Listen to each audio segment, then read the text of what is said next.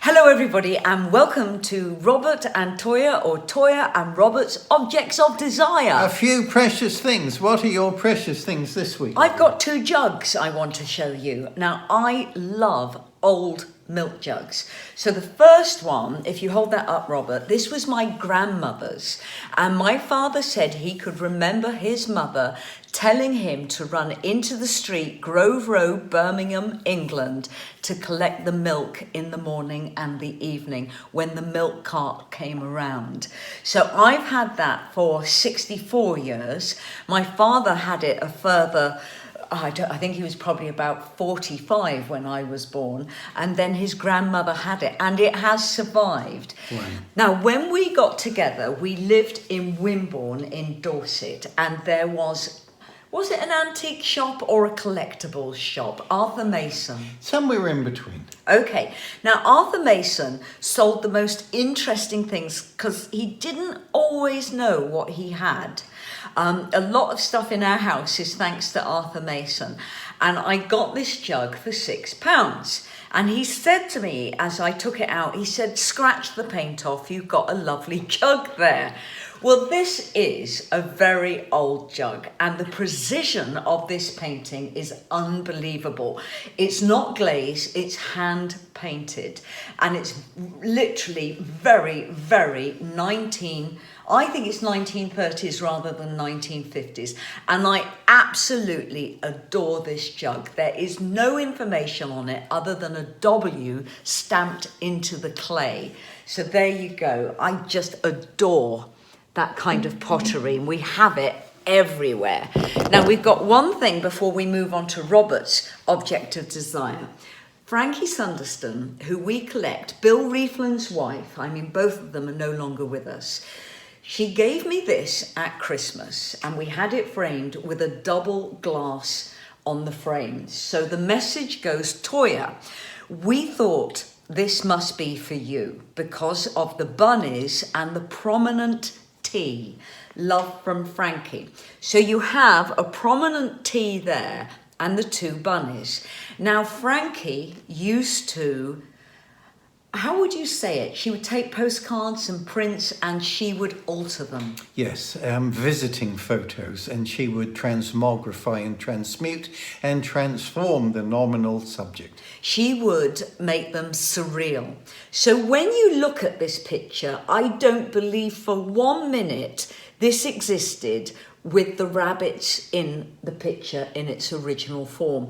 I really do believe, because that little rabbit is so cute and so playful and the rest of the picture is so stern, I think Frankie added that arm and the two rabbits and the T. She was just too modest to tell me. And I absolutely love it to death. So Frippy, what is your object of desire today? A P.J. Crook artwork that King Crimson used on an album cover, but we will have to go upstairs to show our pals out there. By the magic of editing. So, Mr. Fripp, where are we? We are on the landing, the second staircase up to the top landing, and just behind me here, and our walls around the stairs, really a P.J. Crook gallery. And also artwork on all of your albums. Well, we will maybe refer to some of the others on later occasions, but today, my precious thing for today is fin de siècle. Forgive my Dorset pronunciation. Go on, say it again. Fin de siècle. You say it beautifully. Thank you, sweetie. This is 1999, and it is P.J. Crook's version of Madonna and Child in the contemporary world. Now look at this. Here we have the Dove of Peace, but look at these fires raging. And this was pre-9/11, wasn't it? This is prophetic in my view. This is 1999. Yeah. So this is an astonishing piece of work. Look, here we are worshipping Mammon down the bottom. Well, that's called decadence at the bottom. Well, it is pretty decadent, isn't it? Look at that. Look at the dogs here. Look at the dogs of war. Look at these things. It's phenomenal.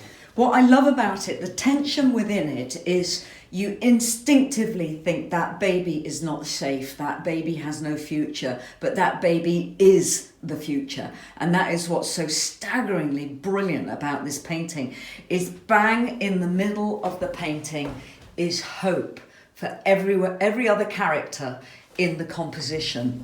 It's very clever. And this is the artwork King Crimson used on their The Power to Believe album in 2002. Lovely. Now I want you to tell the story of something that has travelled around the world.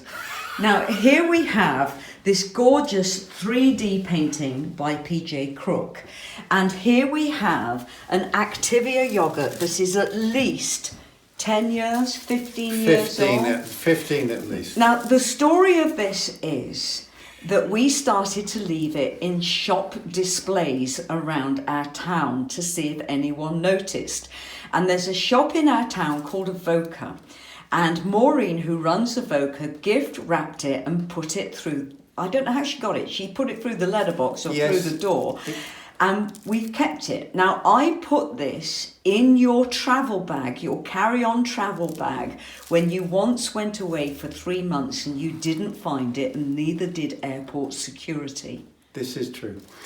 So this would come back, this would travel with me, unbeknownst to me. So it would come back, and then I would include it in various of my wife's travelling bags.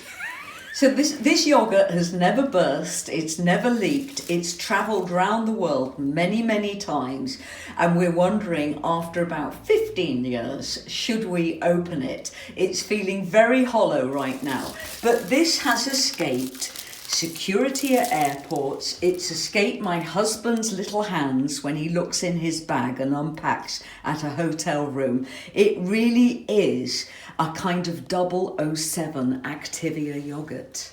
So we keep it on this painting. Do you know the name of this painting? No, actually I don't. We refer to it as the angel at the door. Yes.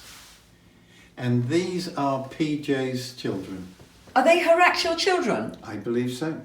Well, there you go, ladies and gentlemen. This is Robert's Objects of Desire. You've heard about my Objects of Desire for today. We will see you tomorrow for a really out there and totally outrageous Sunday lunch. Take care, everybody. Stay safe. Lots of love from Toyah. And from Robert. Yay!